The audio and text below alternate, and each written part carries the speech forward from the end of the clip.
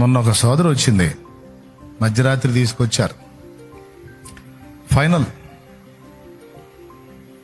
వాళ్ళకి వైద్యులు చెప్పి పంపించారు, గంటకు కానీ 2 గంటలకు కానీ ఈ మధ్యాహ్నానికి కానీ నైట్కి కానీ చచ్చిపోయింది, తీసుకెళ్ళండి అని పంపించారు.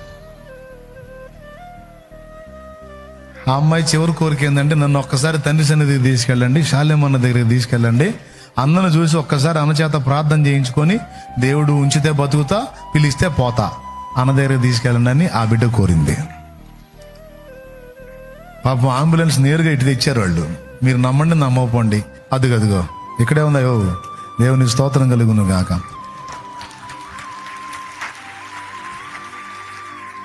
అది ఆ అమ్మాయి, ఆ వెనక అమ్మాయి అటు తిరిగి వందనాలు చెప్పారు. అందుకే ఆ అమ్మాయి బతికింది.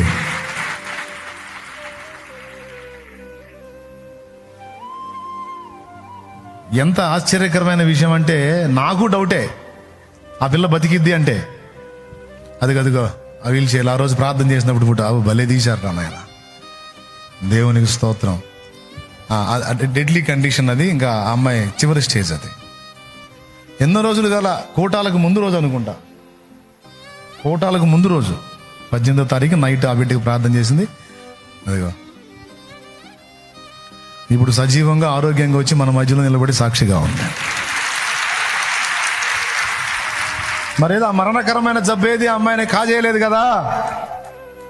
ఆ అమ్మాయి ఒక్కటే తన చుట్టూ ఉన్న వాళ్ళతో చెప్పింది, నా ప్రభు నాకు అవకాశం ఇస్తాడు అన్న ప్రార్థన నా దేవుడు వింటాడు, నాకేం కాదన్నా, నా మాట నమ్మండి అన్నా, మీరు కూడా నమ్ముకోండి అన్నా అని ఆ అమ్మాయి ఆ పొజిషన్లో ఉండి తన కుటుంబ సభ్యులకి రక్షణ లేని వాళ్ళకి రక్షణ పొందమని చెబుతుంది, చెప్పింది.